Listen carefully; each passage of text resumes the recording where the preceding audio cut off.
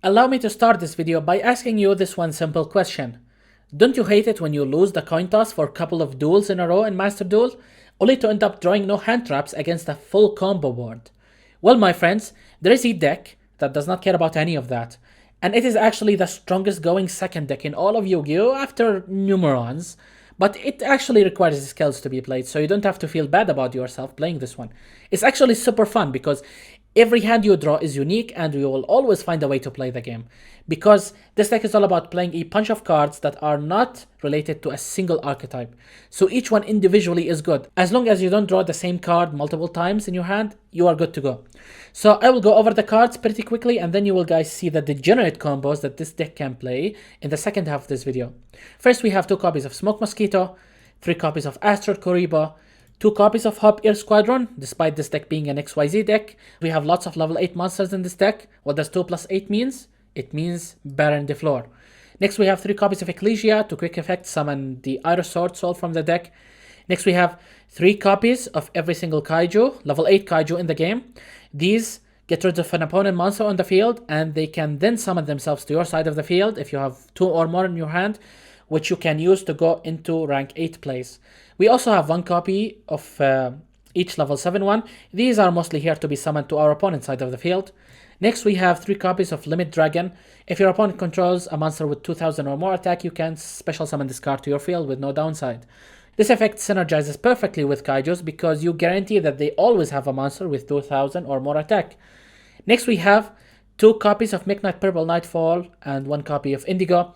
The reason why these are strong in this deck because when you give your opponent a Kaiju you control to what monster zone that Kaiju goes to, hence you can always ensure that there are at least 2 cards in the same column.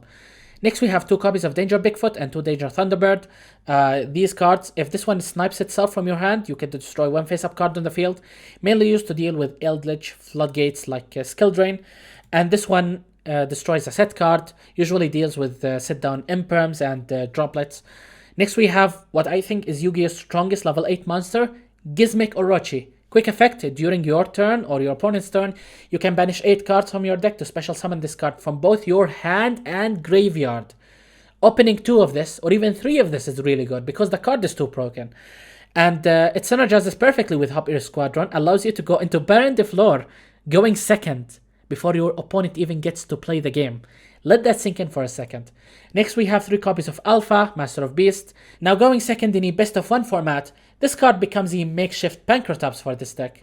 Next we have 1 Harpy's Feather Duster and 2 Lightning Storms to deal with back rows, pretty important in best of 1. We have 1 Monster Reborn. Next we have 3 copies of Interrupted Kaiju Slumber. This one dumps 2 Kaijus on the field after destroying literally everything, so it's a dark hole, 2 Kaijus, and can be banished from your graveyard to add any Kaiju from the deck to your hand. You instantly go +4 by resolving this card. Pretty broken. Finally, we have 3 Forbidden Droplets.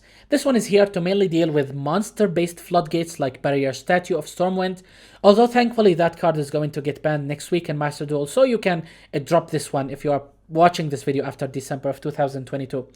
For extra deck monsters, again we have Baron de Flor, 2 copies of Numeron Dragon, 2 copies of Lancelot for attacking directly and ranking up until we hit Zeus. We have Titanic Galaxy as a spell negate. We have Cypher Dragon into Cypher X Dragon to make it so that all of our light dragon monsters can be targeted by our opponent card effects.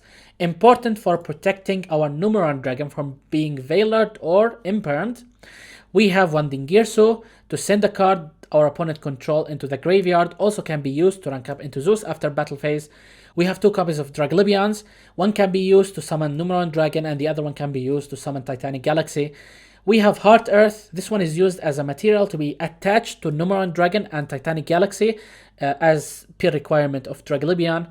And we have the cards that we use to rank up for Zeus, and these are Pain Gainer and 7 Sins. And yeah, we have Zeus. That's it for this deck, and now we jump into gameplay.